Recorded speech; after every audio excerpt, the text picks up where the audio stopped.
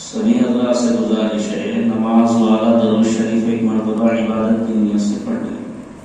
اللهم صل على محمد وعلى آل محمد كما صليت على إبراهيم وعلى آل إبراهيم إنك حميد مجيد اللهم بارك على محمد وعلى آل محمد كما باركت على إبراهيم وعلى آل إبراهيم إنك حميد مجيد۔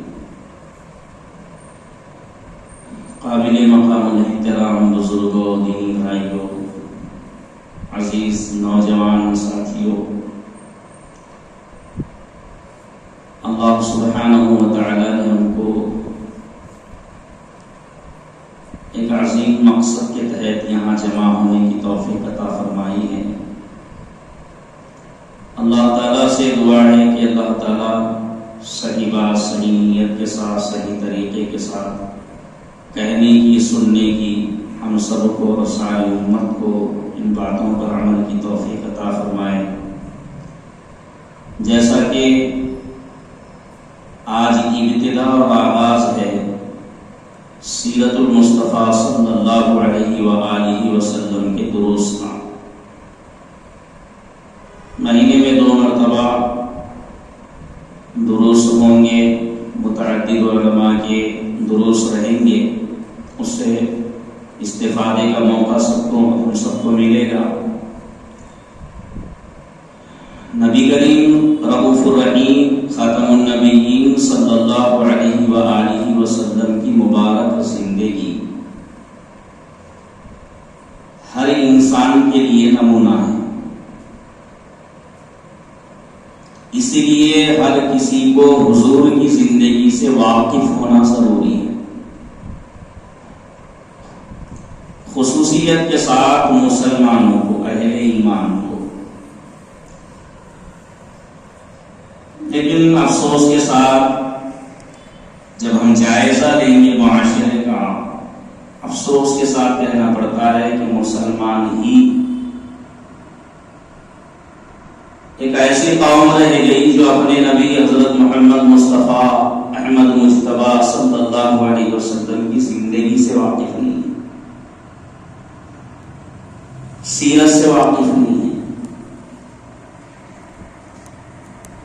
آپ کے کمالات سے واقف نہیں ہے، آپ کے مشن سے واقف نہیں ہے۔ اس سے آگے بڑھ کے اگر میں کہوں تو آج کا معاشرہ، نوجوان معاشرہ، بچے تو بچے ہی ہیں، نوجوان معاشرہ، اللہ معاف فرمائے، ہمارے نبی اللہ کے پیارے رسول خاتم النبیین حضرت محمد مصطفیٰ صلی اللہ علیہ وسلم کے نام سے بھی واقف نہیں ہے، آپ کے والد کے نام سے واقف نہیں ہے، والدہ کے نام سے واقف نہیں ہے، دادا کے نام سے واقف نہیں ہے۔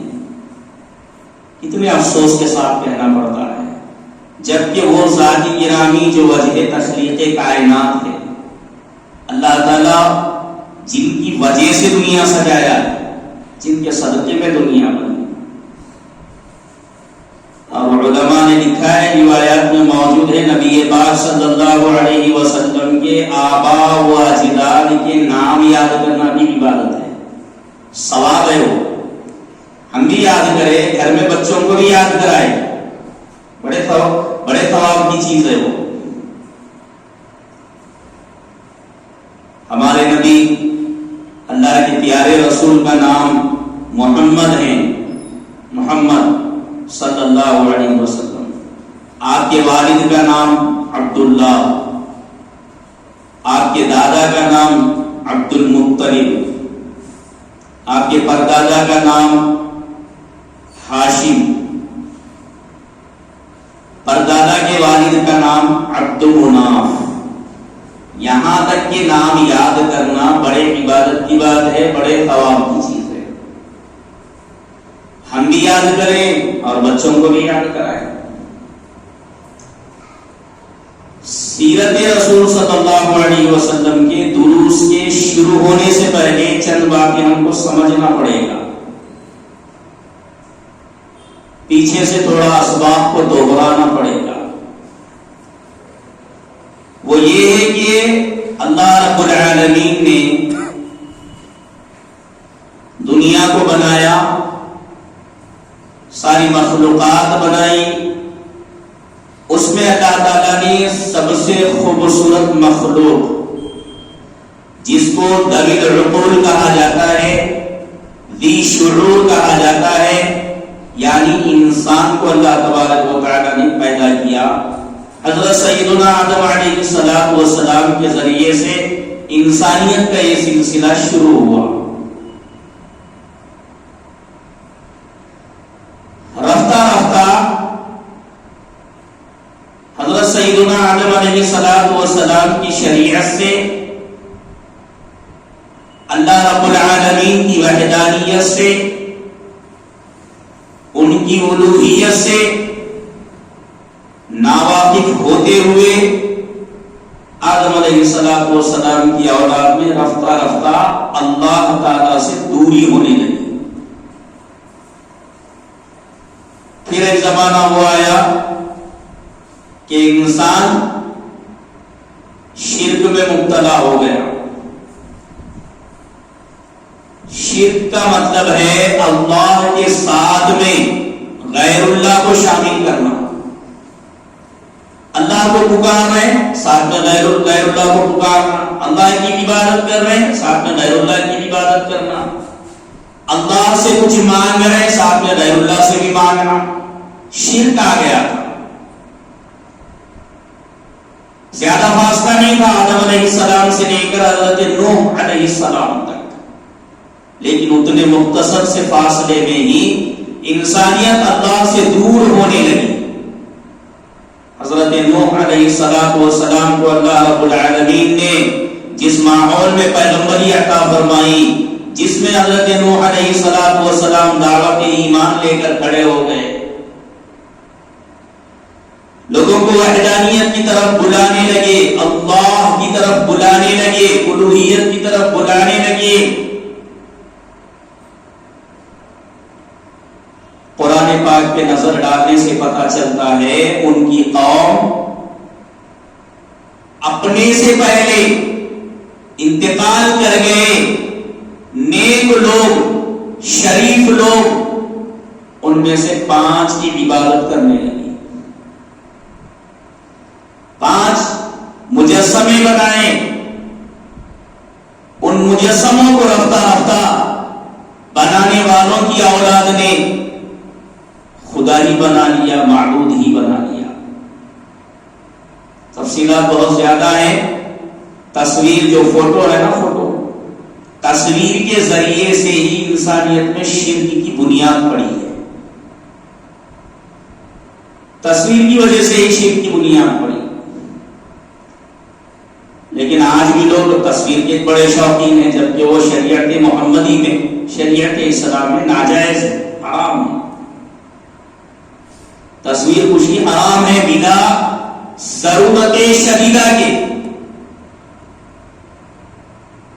بہت زیادہ سخت ضرورت ہے تو وہاں گنجائش ہے شریعت میں۔ کسی پہ حج فرض ہو گیا، جانا چاہتا ہے حج کو، پاسپورٹ کے لیے تصویر ضروری ہے، وہاں لے سکتا ہے۔ ریشن کارڈ کے لیے، آدھار کارڈ کے لیے، لائسنس کے لیے، جہاں کہیں ضرورت ہو لے سکتا ہے، اس سے ہٹ کے لینا جائز نہیں۔ لیکن اسی تصویر کشی میں آج سب لگے ہوئے ہیں۔ یہی تصویر کشی تھی، یہی تصویر بنوانے لگانے والا کام تھا جو شرک کی طرف لے گیا تھا۔ 5 مشہور بت کے نام ملتے ہیں نوح علیہ السلام کے زمانے میں: ود، سوا، یغوث، یعوق، نصر۔ اور تمام پیغمبروں کا مشترکہ جو مشن ہے، مشترکہ جو کام ہے، مشترکہ جو دعوت ہے، اس کو اللہ تعالیٰ قرآن پاک میں بیان کرتے ہوئے فرمایا، جو پیغمبر اپنی قوموں میں دعوت ایمان دے رہے تھے، توحید کی طرف بلا رہے تھے، ان سب کی بولی، ان سب کا مشن، ان سب کی دعوت ایک تھی۔ وہ دعوت کیا تھی؟ یا قوم اعبدوا اللہ ما لکم من الہ غیرہ، اے میری قوم، ایک اللہ کے سوا کوئی تمہارا معبود نہیں ہے۔ یا قوم اعبدوا اللہ، اے میری قوم اللہ کی عبادت کر. یا قوم اعبدوا اللہ، اے میری قوم کے لوگوں اللہ کی عبادت کرو. ما لکم من الہ غیرہ، اس کے سوا کوئی تمہارا معبود نہیں ہے. یہی دعوت پورے پیغمبروں کی مشترکہ دعوت، اللہ ایک ہے، اللہ ایک ہے. قوم نے کیا کہا؟ نوح علیہ السلام کے قوم کے بھی الفاظ قرآن نے بیان کیے. سنو مت، نوح کی بات مت سنو. کپڑے ٹھوسنے لگے، انگلیاں رکھنے لگے، کپڑا اوپر سے ڈھانکنے لگے، کان دبانے لگے، کان بند کرنے لگے. حضرت نوح علیہ السلام کے اس توحید والی دعوت کے جملے کے کانوں میں نہ پڑے، کان بند کرنے لگے تاکہ آواز باہر نہ آئے. نوح کے الفاظ ہمارے کانوں میں نہ اترے، کان بند کرنے لگے. اور قوم کے شریر لوگوں نے کیا کہا دوسرے لوگوں سے؟ نوح کی بات مت سنو. وَلَا تَذَرُنَّ آلِهَتَكُمْ، اپنے معبودوں کو مت چھوڑو. وَلَا تَذَرُنَّ آلِهَتَكُمْ وَلَا تَذَرُنَّ وَدًّا وَلَا سُوَاعًا وَلَا يَغُوثَ وَيَعُوقَ وَنَسْرًا. یہ 5 بت ہے، 5 خدا ہے، ان کو مت چھوڑو، یہ تمہارے معبود ہیں. اللہ رب العالمین نے حضرت نوح علیہ السلام کو بھیجا تو سیدنا نوح علیہ السلام بولنا آسان ہے، سننا آسان ہے. 950 سالوں میں محنت کرتے رہے اللہ کی الوہیت سکھانے کے لیے، سمجھانے کے لیے. توحید باری تعالیٰ پہ محنت کرتے ہوئے 950 سال لگا دیے نوح علیہ السلام. بالآخر ایک وقت آیا ایسا، اللہ رب العالمین نے ان کی ساری کی ساری قوم کو سوائے ان کے جو نوح علیہ السلام کے پیچھے آ گئے تھے، انہوں نے الوہیت کا اقرار کر لیا، توحید کو دل سے مان لیا، ایمان کو دل میں بسا لیا، بس ان کو بچایا، باقی سب کو قتل کر کے ختم کر دیا. اب اس کے بعد آپ اندازہ کریے، زیادہ تفصیلات میں جانے کا موقع نہیں ہے. میں یہ اہم بات اس لیے بتانا چاہتا ہوں کہ پیغمبر دنیا میں کیوں آتے ہیں اور نبی رحمت خاتم النبیین صلی اللہ علیہ وسلم کی بعثت بھی کیوں ہوئی دنیا میں، یہ جاننا تو ضروریت ہے. اس کے بعد آپ کی زندگی میں جائیں گے.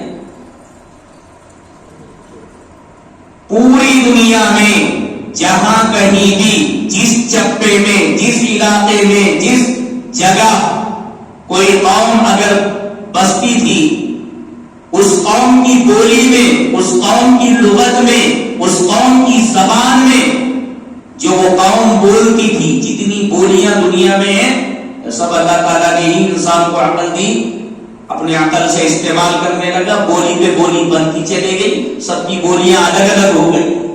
جتنی قومیں پوری دنیا میں جہاں کہیں بھی رہتی بستی تھی، بستیاں تھی چھوٹی چھوٹی، بڑی بڑی آبادیاں تھی، کہیں بڑا شہر تھا تو کہیں چھوٹے قریے تھے، جہاں کہیں 2-4 انسان بستے ہو، جو زبان بھی جانتے ہو، اس بستی میں، اس علاقے میں، اس شہر میں، اس قریے میں، اس زبان میں، ان کے اندر اللہ نے پیغمبر کو بھیجا. پوری دنیا میں پیغمبر آئے. دنیا کا کوئی چپا، کوئی علاقہ، کوئی زبان ایسی نہیں ہے، کوئی قوم ایسی نہیں ہے جس میں اللہ نے اپنے پیغمبر کو نہ بھیجا. اللہ تعالیٰ نے خود قرآن پاک میں ارشاد فرمایا لِكُلِّ قَوْمٍ ہاد، ہر قوم میں ہم نے ایک ہادی، راستہ بتانے والے کو بھیجا ہے، پیغمبر کو بھیجا ہے. وہ راستہ بتانے آیا توحید کا، وہ راستہ بتانے آیا اللہ کی الوہیت کا، اللہ کی معرفت کروانے کے لیے آیا، اللہ سے بچھڑے بندوں کو اللہ سے ملانے کے لیے وہ پیغمبر اس بستی کے اندر، ان لوگوں کے اندر بھیجا گیا. پوری دنیا میں لوگ جہاں جہاں بستے تھے وہاں اللہ تعالیٰ نے پیغمبروں کو بھیجا. آدم علیہ السلام سے شروع ہونے والا یہ سلسلہ انسانیت کا. سب سے پہلے نبی بھی آدم علیہ السلام ہے پیغمبر. ان سے سلسلہ انسانیت کا شروع ہوا. جہاں جہاں جب جب ضرورت پڑی اللہ پیغمبر کو بھیجے, اس زبان میں بھیجے, اس قوم میں بھیجے, وہ اسی قوم کی بولی میں سمجھاتے تھے کہ اللہ ایک ہے, اللہ ایک ہے. اور آج بھی یہ کوئی میری بات نہیں ہے, بڑے بڑے محققین کے اقوال ہیں یہ. آج بھی دنیا میں جہاں کہیں بھی کوئی بھی مذہب ہے, کوئی بھی مذہب ہے صاحب, چاہے وہ ہندو مت ہو, سکھ مت ہو, کرسچن ہو, چاہے ہریجن ہو, یا جو بڑے بڑے مذاہب کہلاتے ہیں, یہودی تو ہے ہی ہے, سر فہرست یہود ہے, نصارہ ہے, اور پوری دنیا میں جہاں کہیں بھی دکھائی دینے والے بدھ مت ہے, بدھزم, یہ بھی ایک مذہب ہے ان کا. ان کے مذہب کی کتابوں میں اگر غور سے دیکھا جائے, پڑھا جائے, تو کہیں نہ کہیں یہ درس برابر ملے گا, اللہ ایک ہے, معبود ایک ہے, پیدا کرنے والا خالق ایک ہے, مالک ایک ہے, حاکم ایک ہے, رازق ایک ہے, رب ایک ہے, معبود بھی ایک ہے. سب کی کتابوں میں ملتی بات ہے. لیکن افسوس کی بات یہ ہے کہ دوسرے مذہب کے لوگ ان کی کتابیں نہیں جانتے, اور مسلمان ان کے پاس بھیجا گیا قرآن نہیں جانتے. مسلمانوں کے لیے ضروری ہے قرآن سیکھیں, قرآن سمجھنے کی کوشش کریں, تدبر کریں قرآن میں غور و فکر کرنا, تفاسیر پڑھنا, اردو کی تفاسیر ہوتی ہیں, ترجمے پڑھنا, علماء کے دروس قرآن کے حلقوں میں بیٹھنا, دروس حدیث کے حلقوں میں بیٹھنا, قرآن پاک کی تفسیر پڑھتے ہوئے کوئی بات نہیں سمجھ میں آئی تو ان کے پاس جا کے سمجھنا, یہ ہم سب کی ذمہ داری ہے. اگر اس طرف توجہ نہیں دیں گے, خدا نہ خواستہ کر اللہ سوال کرے گا تو جواب دینا پڑے گا, جواب دینا پڑے گا. ہر کام کے لیے فرصت تھی, قرآن سیکھنے سمجھنے کے لیے نہیں تھی. قرآن تمہارے لیے نازل کیا گیا تھا. قرآن میں سابقہ قوموں کے حالات کو بیان کیا گیا, قرآن میں احکامات بیان کیے گئے, سابقہ قوموں کے حالات بھی بیان کیے گئے, اور موجودہ امت کے لیے احکامات بھی بیان کیے گئے. اور قرآن کا ایک بڑا حصہ تو اللہ ایک ہے یہ سمجھنے کے لیے توحید بالکل. قرآن کو جو زیادہ نہیں پڑھتا اللہ کی توحید پہ بھی غور نہیں کر سکتا. اللہ کی وحدانیت دل میں بٹھانا ہے, کم سے کم قرآن کی تلاوت ہی زیادہ کرے, اللہ کی حقانیت دل میں اترے. قرآن کی تاثیر ہے. بہرحال اللہ تبارک و تعالیٰ نبیوں کو بھیجتا رہا, پیغمبروں کو بھیجتا رہا, رسولوں کو بھیجتا رہا. بخاری شریف کی ایک روایت کے مطابق پوری دنیا میں 313 رسول بھیجے گئے. 313, 1,24,000 انبیاء تشریف لائے بخاری کی روایت کے مطابق. اللہ تبارک و تعالیٰ نے کہاں کہاں نہیں بھیجا ہوگا, اندازہ کریے آپ, کس کس زبان میں نہیں بھیجا ہوگا. سب سے آخر میں خاتم النبیین والمرسلین صلی اللہ علیہ وآلہ وسلم کو بھیجنے کا وقت آیا تو دنیا کا وہ خطہ, وہ چپا, سرزمین کا وہ علاقہ منتخب کیا جو پوری دنیا کا بیچ کا حصہ ہے. مکہ مکرمہ, بیت اللہ, وہاں کی اس سرزمین کا انتخاب کیا. کیوں کیا؟ بڑی حکمت ہے اس میں. پوری دنیا کے چاروں طرف انبیاء تشریف لاتے رہے, مرسلین آتے رہے, لوگوں کو بتاتے رہے, ان کی زبانوں میں, ان کی بولیوں میں, ان کی لغتوں میں سمجھاتے رہے اللہ ایک ہے, اللہ ایک ہے. یا قوم اعبدوا اللہ ما لکم من الہ غیرہ, اے میری قوم ایک اللہ کی عبادت کرو, اس کے علاوہ کوئی تمہارا معبود نہیں. پوری دنیا میں پیغمبر وہی سمجھاتے رہے, اور پیغمبروں کا سلسلہ جب رک گیا سب سے آخر میں پیغمبروں کے امام، پیغمبروں کے سردار خاتم النبیین صلی اللہ علیہ وسلم کو بھیجا تاکہ پوری دنیا کے لیے عالمگیر دین مکمل کیا جائے، عالمگیر اللہ کی کتاب اور اللہ کا کلام نازل کیا جائے، عالمگیر شریعت لے کے آئے تو عالمگیر پیغمبر کو بھیجا۔ اور وہ کیسے پیغمبر ہے جن کے بارے میں اللہ تعالیٰ نے فرمایا وَمَا أَرْسَلْنَاكَ إِلَّا رَحْمَةً لِّلْعَالَمِينَ، اے حبیب صلی اللہ علیہ وسلم ہم نے آپ کو سارے جہان کے لیے رحمت بنایا، پوری دنیا کے انسانوں کے لیے، قیامت تک آنے والے انسانوں کے لیے، چاہے کسی بھی زبان کا جاننے والا ہو، چاہے پوری دنیا کے کسی بھی علاقے کا رہنے والا ہو، اللہ نے ان سب کے لیے نبی بنا کے بھیجا ہے۔ خاتم النبیین ہے آپ صلی اللہ علیہ وسلم، تمام انسانوں کے لیے، تمام جنات کے لیے شریعت محمدی ہے۔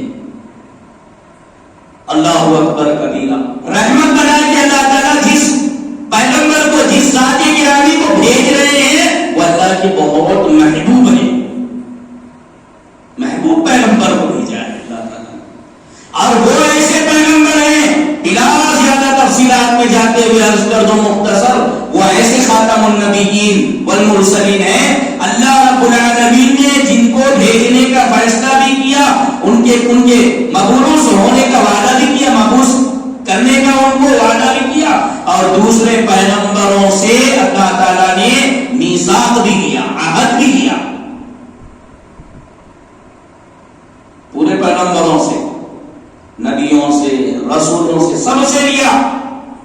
اپنے اپنے زمانے میں آپ کی ذمہ داری یہ ہے، آپ یہ مشن چلائیں گے، آپ یہ دعوت دیں گے، آپ فلاں جگہ کے پیغمبر ہیں، آپ فلاں جگہ کے رسول ہیں، آپ فلاں جگہ کے نبی ہیں، لیکن سب سے آخر میں جب محمد آئیں گے صلی اللہ علیہ وسلم، تم سب کی ذمہ داری ہوگی ان پر ایمان لانا اور پھر ان کی تصدیق کرنا۔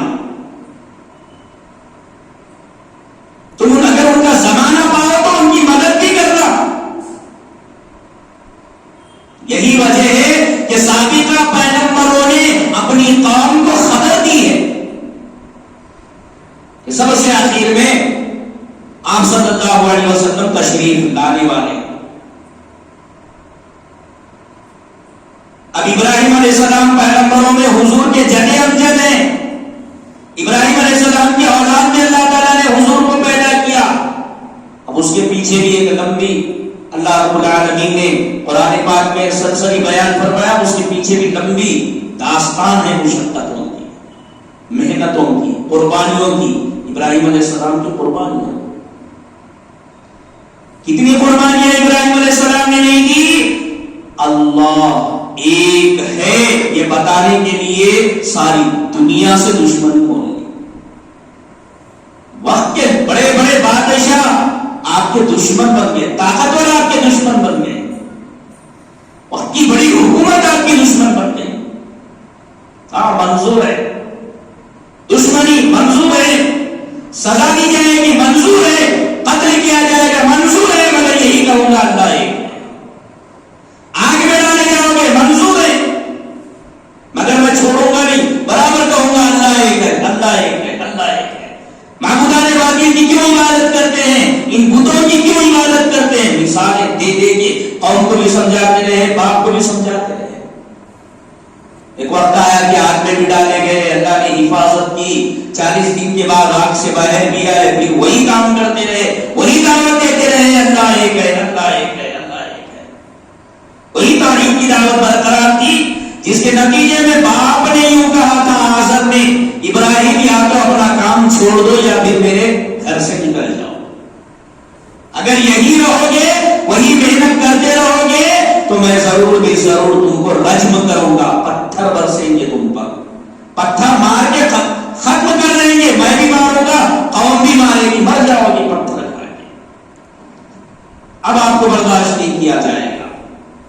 جتنی محنت کرنا ہے ابراہیم علیہ السلام نے کی، اس کے بعد پھر ٹھیک ہے، سلامتی کے ساتھ میں آپ نے عافیت کا راستہ لیا، کہا کہ جب تک میں زندہ رہا آپ کے لیے دعا کرتا رہوں گا. سلام کہا اپنے باپ کو, وہاں سے رخصت ہو گئے. ہجرت کرنا پڑا ابراہیم علیہ السلام کو. کہاں سے نکل رہے ہیں آپ؟ عراق سے نکل رہے ہیں. عراق سے نکل کے لمبی ہجرت کر کے مصر پہنچ رہے ہیں, ملک شام جا رہے ہیں. اس کے بعد اسے علماء نے ایک مسئلہ لکھا ہے, ایمان والوں کے لیے یہ ضروری ہے جہاں ان کے ایمان پہ قائم رہنا مشکل ہو گیا ہو, دین و شریعت پہ چلنا مشکل ہو گیا ہو, تو بھر کر دیا گیا ہو ان کا جینا, اسلام پہ عمل کرنا مشکل کر دیا گیا ہو, اس صورت میں پھر اپنے دین و ایمان کی حفاظت کے لیے انسان اپنا گھر بار چھوڑ کے جائے گا. اسی کو ہجرت کہتے ہیں, اپنے دین و ایمان کو بچانے کے لیے. ابراہیم علیہ السلام نے وہ بھی کی. کتنی بڑی قربانی کی. معمولی بات ہے اپنے ماں باپ کو چھوڑ کے جانا, جائے پیدائش کو چھوڑ کے جانا, اپنے وطن کو چھوڑ کے نئے علاقے میں چلے جانا جہاں لوگ آپ کو جانتے تھے, آپ لوگوں کو جانتے تھے, آسانی کے ساتھ میں آپ لوگوں کو دعوت بھی دیتے تھے, لیکن چھوڑ کے جانا پڑ رہا ہے. بڑی بڑی قربانیاں ابراہیم علیہ السلام نے کی ہیں. مصر جانے کے بعد مختصر یہ کہ دوسرا نکاح ہوا. آپ کے دوسرے نکاح میں حضرت سیدہ ہاجرہ رضی اللہ تعالی عنہا کی دوسری بیوی زوجہ تھی. اولاد اس وقت تک نہیں ہوئی, بڑی عمر کے تھے مگر اولاد نہیں تھی. بہت دعائیں کرتے تھے اولاد کے لیے, لیکن اللہ کی مرضی تھی. دوسرا نکاح بڑی عمر میں ہوا. دوسرے نکاح کے بعد دوسری بیوی سے بڑا بیٹا پیدا ہوا جن کا نام نامی حضرت سیدنا اسماعیل علیہ السلام. اس کے بعد دیکھو اللہ کی مرضی کہ بیوی وہی بڑی بیٹی ہے, وہ بڑی بیوی ہے, لیکن حضرت سارہ رضی اللہ تعالیٰ عنہ کو دوسرا نکاح حضرت ہاجرہ سے ابراہیم کا ہونے سے پہلے کوئی اولاد نہیں تھی. حضرت ہاجرہ کو جب اسماعیل علیہ السلام پیدا ہوئے تب اللہ تبارک و تعالیٰ نے حضرت ہاجرہ کو بھی دوسرا بیٹا اسماعیل عطا فرمایا. ابراہیم علیہ السلام کا دوسرا بیٹا حضرت سارہ کے ذریعے سے دنیا میں آیا. اب پھر اللہ تعالیٰ کو یہ حکم ملا کہ لے جاؤ اب ان کو. اسماعیل علیہ السلام کو لے گئے, ان کی والدہ اور اپنی بیوی ہاجرہ کو لے گئے. کہاں چھوڑ رہے ہیں؟ پھر ملک شام سے لے کے آ رہے ہیں. چلتے چلتے چلتے چلتے کوئی آبادی آ رہی تو سوچ رہے کہ یہاں چھوڑوں, کوئی بستی آ رہی تو سوچ رہے کہ یہاں چھوڑوں. جبرائیل کہہ رہے نہیں آگے چلیے آگے چلیے آگے چلیے, یہاں تک کہ ساری آبادیاں ساری بستیاں ختم ہو گئی. ایک لمبی پتھریلی زمین لگ گئی جس کو چٹین میدان کہا جاتا ہے. چلتے گئے چلتے گئے چلتے گئے یہاں تک کہ پہاڑی علاقے آ گئے, چاروں طرف پہاڑی پہاڑ ہے. وہاں جب پہنچے, جب جبرائیل نے اشارہ کیا کہ یہاں بسانا ہے, یہاں چھوڑنا ہے, چھوڑ دیے. اس میں تفصیلات میں گئے, چھوڑ کے چلے گئے. اللہ اکبر کبیرہ. نبی پاک صلی اللہ علیہ وسلم کو بیت اللہ کے پاس پیدا کرنا اللہ کا مقصد تھا. اسماعیل کے ذریعے سے دنیا میں لانا مقصد تھا. پھر ایک وقت آیا, رفتہ رفتہ لوگ آتے گئے, آبادی تھوڑی بہت بڑھ گئی. وہاں پہ لوگ رہنے بسنے لگے, کوئی پہاڑی علاقے میں رہنے بسنے لگے. نشیبی جگہ پہ بیت اللہ بعد میں بنایا گیا, ورنہ بنیادیں تو پہلے سے تھی, لیکن بنیادیں بھی مٹ گئی تھی. لوگ رہتے بستے تھے, آبادی تھوڑی سی بن گئی تھی. اسی آبادی میں پل رہے ہیں اسماعیل علیہ السلام. پھر ہم سبھی جانتے ہیں زمانہ ہوا یا بیٹے کو قربان کرنے کا اشارہ خواب میں دیکھا, خواب میں اشارہ ملا تو قربان کرنے کے لیے چلے. کتنی بڑی قربانی ہے. یہ عام انسان کے بس کی بات نہیں ہے. یہ کہنا سننا بہت آسان ہے. خواب میں دیکھ لیا ایک آدمی جا کے بیٹے کے گردن پہ چھری چلا تھا کوئی, لوگ بھی اس کو عقل مند نہیں کہیں گے, لوگ عقل کا دشمن کہیں گے, لیکن ابراہیم علیہ السلام چلا رہے ہیں چونکہ وہ اللہ کے خلیل ہیں. اور پیغمبر کی طرف خواب میں بھی اشارہ ہو وہ بھی وہی ہے. خواب میں جو باتیں بتائی جاتی ہیں سمجھائی جاتی ہیں وہ بھی وہی ہے. وہی کا ایک درجہ ہے. وہ بھی پیغمبر کا خواب وہی کے حصے میں سے ہوتا ہے. اللہ تعالیٰ جب وہ قربانی میں بھی ابراہیم پاس ہو گئے تو اللہ نے اسماعیل کی حفاظت فرمائی اور رہتی دنیا تک کہا. اسماعیل کو صبح تو ہونے نہیں دیا, لیکن ان کا لقب ذبیح اللہ دے دیا. اللہ کے ذبیح, اللہ کے لیے ذبح کیے گئے. قربانی کیا، بعد میں تازہ کی. سارے قربانیوں کے بعد ایک زمانہ آیا، اللہ تعالیٰ نے فرمایا ابراہیم اب چلیے ایک کام ہمارا کرنا ہے. کیا کام کرنا ہے؟ کھود کے بنیادیں نکالنا ہے بیت اللہ کی. اب آ رہے ہیں. حضرت اسماعیل علیہ السلام تھوڑے بڑے ہو گئے، شکار کرنے کے قابل ہو گئے تھے، اپنے تیر کمان کو درست کر رہے تھے بیٹھ کے. آئے، کہا کہ بیٹا، تو کھڑے ہو گئے ادب سے. ادب یہ ہوتا ہے باپ کا. باپ آیا، بیٹا کھڑے ہونے کے لیے تیار نہیں، بیٹا دیکھنے کے لیے تیار نہیں. چلو بھائی غفلت ہو گئی، نہیں دیکھا اور بات ہے، آواز دیے تو سننے کے لیے تیار نہیں. کسے کہا جاتا ہے باپ؟ علامہ قرطبی رحمت اللہ علیہ نے لکھا ہے کہ ماں باپ رب مجازی ہے. رب مجازی، رب حقیقی اللہ کے ساتھ ہے. حقیقت میں پالنے والا، پرورش کرنے والا اللہ ہے، لیکن دنیا میں رب مجازی کا مقام کسی کو حاصل ہے تو وہ ماں باپ کو ہے. ابراہیم علیہ السلام پرورش بھی نہیں کیے اسماعیل کی، چلے گئے تھے نا چھوڑ کے. چاہے تو ذہن میں یہ آ سکتا تھا کیسے باپ ہے بھائی چھوڑ کے چلے گئے، بیٹا ہوں، اس بات کا بھی خیال نہیں کیے ان کی کیا میں عزت کروں، ان کی کیا تعظیم کروں. لیکن ایسا نہیں تھا. بس 100 اللہ کے اشارے پہ جان دینے کے لیے تیار تھے. جینا مرنا سیکھ گئے تھے اللہ کے لیے.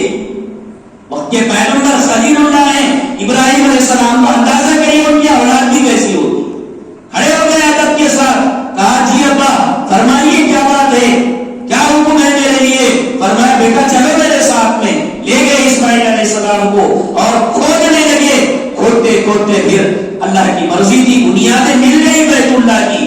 بنیادیں جب وہ مل گئی تو ابراہیم نے کہا کہ بیٹا اس پر اللہ کا گھر بنانا ہے، بیت اللہ کی تعمیر کرنا ہے، چلو شروع کرتے ہیں. باپ بن گیا، ایک مستری بن گیا، معمار بن گیا، بیٹا مزدور بنا. پتھرے اٹھائے کے اسماعیل علیہ السلام لانے لگے، ابراہیم علیہ السلام رکھنے لگے، گاڑا ڈالنے لگے، مٹی کا گاڑا ڈالنے لگے اور پتھرے جمانے لگے. کرتے کرتے وہ بنیادوں کی دیواریں اوپر تک اٹھائے، دیواریں بلند کرنے لگے بیت اللہ کی.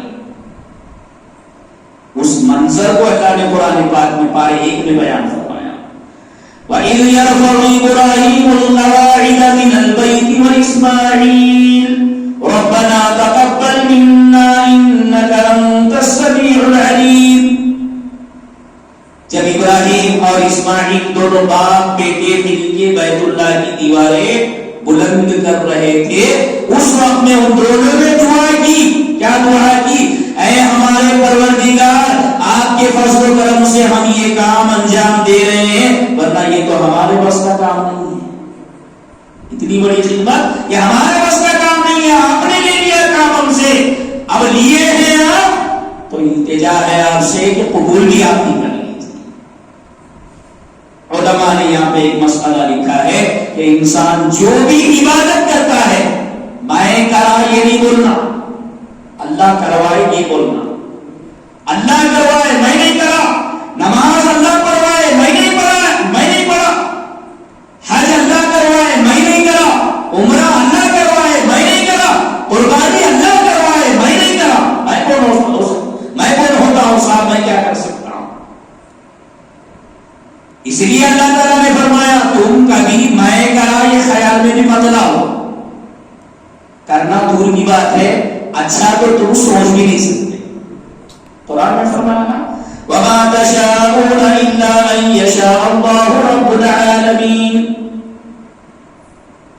تم اچھا سوچ بھی نہیں سکتے جب تک کہ تمہارے اچھا سوچنے کو اللہ نہ چاہے. اللہ چاہا تو اچھا سوچ سکتے ہو، کرنا تو دور کی بات ہے. اسی لیے کسی نے کہا خیر کے لیے جب بندہ چلتا ہے تو قدم وہ اٹھتے نہیں، اٹھائے جاتے. اللہ بڑھاتے ہیں آگے، اللہ کراتے. کوئی بھی خدمت اللہ ہم سے لیا، کہیں مسجد میں تعمیری کام میں لگائے ہو، کہیں کوئی مسجد ہی بنا دیے ہو، کہیں کسی مدرسے میں تعاون کر دیے ہو، کہیں کسی غریب بیوہ عورت کی مدد کیے ہو، کہیں کسی غریب لڑکیوں کی مدد کیے ہو شادی میں، کہیں کی یتیم بچوں کی پرورش کے لیے کچھ انتظام کر دیے ہو، کسی کی مدد کیے ہو، کسی کا تعاون کیے ہو، کسی کے ساتھ بھلائی کیے ہو، کوئی بھی نیکی کیے ہو، نماز پڑھے ہو، روزہ رکھے ہو، زکات دیے ہو، کچھ بھی کیے ہو، بندہ ہو تو یہ کرنا چاہیے بندے کو کہ ربنا تقبل منا انک انت السمیع العلیم، اے اللہ آپ قبول کر لیجیے ہماری جانب سے۔ یہ ابراہیم علیہ السلام کا وہ عمل ہم کو سکھاتا ہے۔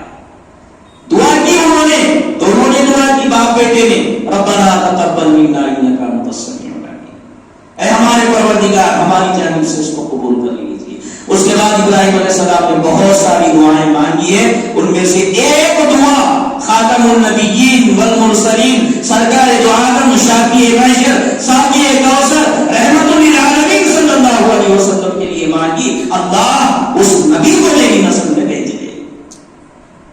ربنا وبعث فیہم رسولا من انفسهم رسولا منهم یتلو علیہم آیاتک ویعلمهم الکتاب والحکمۃ ویزکیہم انک انت العزیز الحکیم۔ دعا کی اللہ انہی لوگوں میں سے یعنی ہماری اولاد میں سے، اب اولاد کس کی؟ ابراہیم کی، اولاد کس کی؟ اسماعیل کی، دونوں موجود ہیں۔ ابراہیم دعا کر رہے ہیں تو اسماعیل آمین کہہ رہے ہیں، دونوں بھی دعا میں شریک ہے، دونوں کی دعا اللہ نے قبول کی۔ ابراہیم کی بھی اولاد ہے، وہ اسماعیل علیہ السلام کے ذریعے سے حضور آئے دنیا میں۔ وَبَعَثْ فِيهِمْ رَسُولًا مِّنْهُمْ، انہی میں سے ایک رسول کو بھیجیے، يَتْلُو عَلَيْهِمْ آيَاتِكَ، تیری آیتیں پڑھ پڑھ کے لوگوں کو سنائے۔ اللہ اکبر کبیرہ، کتنا نہیں پڑھا حضور نے، کتنا نہیں سنایا لوگوں کو قرآن۔ قرآن سنا سنا کے مسلمان بناتے تھے صحابہ، قرآن سن سن کے مسلمان ہوتے تھے۔ يَتْلُو عَلَيْهِمْ آيَاتِكَ، يَتْلُو عَلَيْهِمْ آيَاتِكَ، اس میں بھی علماء نے دو باتیں بیان فرمائی۔ نمبر ایک، قرآن پڑھ کے سناتے تھے، نمبر دو، قرآن پڑھنا سکھاتے تھے۔ قرآن زیادہ پڑھ کے بھی کثرت سے سنایا اور قرآن پڑھنا سکھایا دیا۔ سکھانے میں قرات ہے، اس کی تجوید ہے، حروف کے مخارج ہے، تصحیح ہے، ہر مسلمان کے لیے ضروری ہے۔ مکتب کو مدرسے کو بچے کو بھیج دیے، بابا جان خاموش ہاتھ بن کے بیٹھے ہوئے ہیں، اماں جان بیٹھے ہوئے ہیں، قرآن سیکھنا ضروری نہیں سمجھ رہے، انتہائی غلط فہمی ہے، بہت بڑی غلط فہمی ہے یہ۔ قرآن تو پہلے بڑوں کو سیکھنا چاہیے، بچوں کو نہیں، بچے تو بعد میں سیکھیں گے۔ قرآن کے مکلف پہلے بالغ لوگ ہیں، نابالغ نہیں۔ نابالغ بچے تو بالغ ہونے کے بعد مکلف بنیں گے، پہلے بڑے سیکھیں۔ ہر مسجد میں قائم کریں، مکاتب قائم کریں، مدرسے قائم کریں، بڑوں کے لیے کریں، بچوں کے لیے نہیں۔ بچوں کے لیے بھی کرنا ہے بعد میں، بچوں کے لیے نہیں کا مطلب یہ نہیں بچوں کو نہیں پڑھانا، بچے دوسرے نمبر پہ، پہلے نمبر پہ بچے کے بابا آئے، پہلے نمبر پہ بچے کے دادا آئے، پہلے نمبر پہ بچے کا ماموں آئے، پہلے نمبر پہ بچے کا بڑا بھائی آئے پڑھنے کے لیے۔ ہر محلے میں عورتوں کے لیے انتظام ہو، پردے کے ساتھ میں پڑھانے والی خاتون ہو، قرآن صحیح کرا سکے، بنیادی باتیں پڑھا سکے، سکھا سکے، اس کا انتظام کرنا سب کے لیے ضروری ہے۔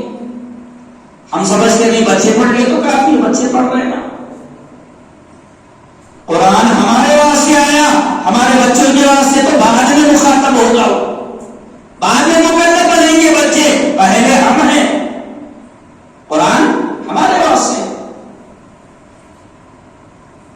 بہرحال تلاوت بھی زیادہ کرتے تھے، تلاوت کرنا بھی آپ سکھائے، اور انفرادی تلاوت کتنی کرتے تھے، اللہ اکبر کبیرہ۔ حضور کی تلاوت کا ہم اندازہ بھی نہیں کر سکتے، رات میں اتنا طویل کھڑے ہو جاتے تھے آپ۔ دو باتیں حدیث میں ملتی ہیں، یا تو آپ کے پیر سوج جاتے تھے یا تو پیچھے ایڑیاں پھٹ جاتی تھی۔ صحابی رسول عبداللہ ابن مسعود فرماتے ہیں رضی اللہ تعالی عنہ، ایک مرتبہ میں مسجد کے قریب سے گزرا، حضور ٹھہرے ہوئے نماز پڑھ رہے، مجھے خیال ہوا کہ میں بھی پیچھے نماز پڑھوں، آئے جلدی سے رکعت بن کے پیچھے کھڑے ہو گئے، قرات کرنے لگے۔ حضور کی جو قرات ہے، قرات ہو رہی تھی، پیچھے نماز میں کھڑے ہو گئے، نبی کریم صلی اللہ علیہ وسلم پڑھتے جا رہے ہیں، پڑھتے جا رہے ہیں، پڑھتے جا رہے ہیں، ابھی پیچھے ٹھہرے ہوئے ہیں۔ انہوں نے سوچا کہ سورہ بقرہ ایک جز ایک پارے کے قریب پڑھیں گے رکیں گے، چند آیتیں پڑھیں گے رکیں گے، لیکن حضور رکے نہیں۔ انہوں نے سوچا کہ 100 آیتیں پڑھ کے حضور رکوع کریں گے، نہیں کیا آپ نے۔ پڑھتے گئے پڑھتے گئے پڑھتے گئے، پارے 1 ہو گیا، پارے 2 بھی ہو گئے۔ اب ہمارے زمانے میں پارے بولنا پڑ رہا اس کو، ورنہ تو وہاں پوری سورت تھی وہ۔ اور اس زمانے میں پڑھتے جاتے تھے، پارے تقسیم نہیں تھے، تقسیم نہیں تھے، اس قرآن کا مکمل اس کی تلاوت کر لیتے تھے۔ پاروں کی تقسیم، اس کی ترتیب بعد میں دی گئی۔ وہ حضور پڑھتے جا رہے ہیں، سورہ بقرہ مکمل کر لی تو صحابی رسول کے تھوڑا جان میں جا رہے ہیں کہ اب رکوع کریں گے حضور۔ پھر آپ نے بسم اللہ پڑھی، سورہ آل عمران شروع کی۔ اللہ، کتنا آسان ہے کہنا سننا۔ ہم صحیح معنی میں کھڑے ہو کے 20 آیتیں نہیں پڑھتے اپنی نماز، 40 آیتیں کبھی نہیں پڑھے، 50 آیتیں کبھی نہیں پڑھے، 100 آیتیں کبھی نہیں پڑھے۔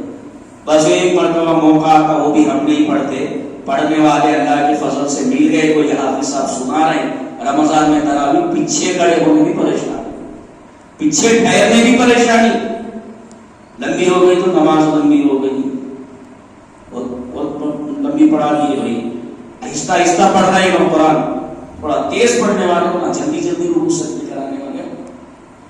جو جتنا آہستہ قرآن پڑھے وہ اچھا قرآن ہے، جتنا آہستہ پڑھے اتنا فائدہ ہے۔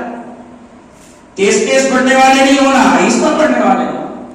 عشاء کی نماز میں جو قرات ہوتی نا، اس سے ذرا تیز پڑھنا ہے تراویح میں، بس سپر فاسٹ شروع کرے تو کچھ سمجھ میں نہیں آ رہا، پیچھے ہو لمبی قرات کرتے تھے، آپ پیر متورم ہو جاتے تھے، لمبی لمبی نماز پڑھتے تھے۔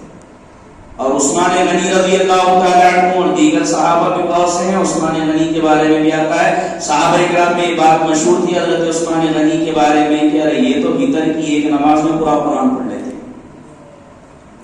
عشاء کی نماز کے بعد رکعت بندی ہے، کوئی رکوع نہیں، کوئی سجدہ نہیں، چلتے جا قرآن، چلتے جا چلتے جا چلتے جا، صبح ہونے تک چلتا تھا، فجر کے وقت تک۔ وہ حضرات صحابہ تھے، وہ رسول پاک صلی اللہ علیہ وسلم۔ تو یتلو علیہم آیاتک ویعلمہم الکتاب، کتاب کی تعلیم دینے والا رسول ہو، احکامات سمجھائے، مسائل سمجھائے۔ کتاب کی تعلیم بولے تو خالی ترجمہ پڑھا کے چھوڑ دے، یہ نہیں ہے۔ خالی ترجمہ تو صحابہ بھی سمجھتے تھے، اندر کے مراد، معنی، اسرار، رموز چھپے ہوئے اور مسائل، قرآن کی تفسیر، یہ مراد ہے وہاں پہ۔ خالی عربی زبان ایک آ گئی، پروفیسروں کو بھی آ رہی زبان، عربی زبان آ گئی، ہر کوئی قرآن میں لے کے بیٹھ جا رہا تفسیر کروں گا، ارے ان کا کام نہیں ہے تفسیر کا کرنا، اس کے لیے بھی 10 سے 12 فن سے واقف ہونا ضروری ہے، عقائد مکمل طور پہ معلوم رہنا، علم فقہ سے واقف رہنا، لغت سے واقف، لغت نہیں لغتوں سے واقف رہنا، احادیث سے واقف رہنا، اور پھر اسی طرح سے جو ہے قرآن پاک کی جو تفاسیر کے اقوال ہیں مفسرین کے، ان سے واقف رہنا پورے۔ تفسیر اس کو بولتے، تو قرآن کی آیت پڑھ لیے اور اپنا مطلب سمجھاتے جا رہے، جو سمجھ میں آیا، تفسیر نہیں بولتے اس کو۔ ہاں، اقوال سابقہ میں مفسرین کے کوئی قول ملتا ہے، اس کی روشنی میں اگر کچھ اپنے سے سمجھانا چاہ رہے تو وہ درست ہے، لیکن قرآن کی سیدھا آیت پڑھ کے اپنا مطلب سمجھانے جا رہے تو یہ درست نہیں ہے۔ دیکھا جائے گا کہ وہ مطلب حضور سے مل رہا یا نہیں مل رہا، وہ مطلب صحابہ سے تعلق رکھتا ہے یا نہیں رکھتا ہے، وہ اقوال مفسرین میں سے کسی کی ہے یا نہیں ہے۔ بہرحال رسول اللہ صلی اللہ علیہ وسلم کتاب کی تلاوت بھی کرتے تھے، اس کی تعریف بھی دیتے تھے۔ وَيُعَلِّمُهُمُ الْكِتَابَ وَالْحِكْمَةَ، حکمت سے مراد علماء نے احادیث مبارکہ لکھا ہے۔ جو احادیث مبارکہ آج ہمارے سامنے ہیں، جتنی احادیث کی کتابیں ہیں اور ان کتابوں میں روایات ہیں، بخاری شریف، مسلم شریف، ابو داؤد شریف، ترمذی شریف، نسائی شریف، ابن ماجہ شریف، بیہقی شریف، اور جتنی کتب احادیث ہیں، موطا امام مالک، موطا امام احمد، موطا امام محمد، مسند احمد، جتنی کتابیں احادیث کی ہیں ان میں جو روایات موجود ہیں وہ سب کے سب رسول اللہ صلی اللہ علیہ وسلم کے تعلیم حکمت میں شامل ہیں. دعا مانگی ابراہیم علیہ السلام نے, اللہ تعالیٰ نے دعا قبول فرمائی, ابراہیم علیہ السلام کے اور اسماعیل علیہ السلام کی اولاد میں بھیجا. اس لیے حضور نے فرمایا تھا انا دعوت ابراہیم, میں ابراہیم کے دعا کا ثمرہ ہوں. ابراہیم علیہ السلام کے دعا کا ثمرہ نتیجہ ہوں میں ان کے دعا کا. وہ بشارت عیسیٰ و رؤیا امی, عیسیٰ کی بشارت ہوں, میری ماں کی خواب کی تعبیر ہوں. انشاءاللہ آئندہ جب موقع ہوگا تو اس میں تفصیلی باتیں اور بھی سامنے آئیں گی. اللہ تعالیٰ جو کچھ کہا گیا سنا گیا عمل کی توفیق عطا فرمائے. اللہ رب العالمین ہم سب کو قرآن پڑھنے والا, سیکھنے والا, سمجھنے والا بنائے. اللہ رب العالمین علماء سے قرآن سیکھنے کی توفیق, قرآن کے حلقوں میں خاص کر اچھے علماء کے, معتبر علماء کے جو تفسیر کے حلقے لگتے ہیں ان کے حلقوں میں, اور احادیث کے دروس سے احادیث کے حلقوں میں اور سیرت کے حلقے لگتے ہیں, تو اس میں اللہ تعالیٰ زیادہ سے زیادہ ایسی مجلسوں میں بیٹھنے کی توفیق عطا فرمائے. اللہ میرے اور آپ کے اس بیٹھنے کو جو سرکار دو عالم صلی اللہ علیہ وسلم کے واسطے سے اور آپ صلی اللہ علیہ وسلم کی سیرت کے حوالے سے جو ہم بیٹھے ہیں, اللہ اس کو بھی قبول فرمائے. اللہ تعالیٰ ہماری نجات کا ذریعہ بھی بنائے اور آخرت میں اللہ تعالیٰ اجر و ثواب کا باعث بھی بنائے. اور جو باتیں عمل کرنے کے لائق ہیں اللہ مجھے آپ کو اور ساری امت کو عمل کی توفیق عطا فرمائے. سب کو اللہ تعالیٰ سیرت زیادہ سے زیادہ پڑھنے کی, زیادہ سے زیادہ سننے کی, اپنے گھروں میں سیرت کی کتابیں شروع کرنے کی اللہ پاک توفیق عطا فرمائے. وآخر دعوانا الحمدللہ رب العالمین.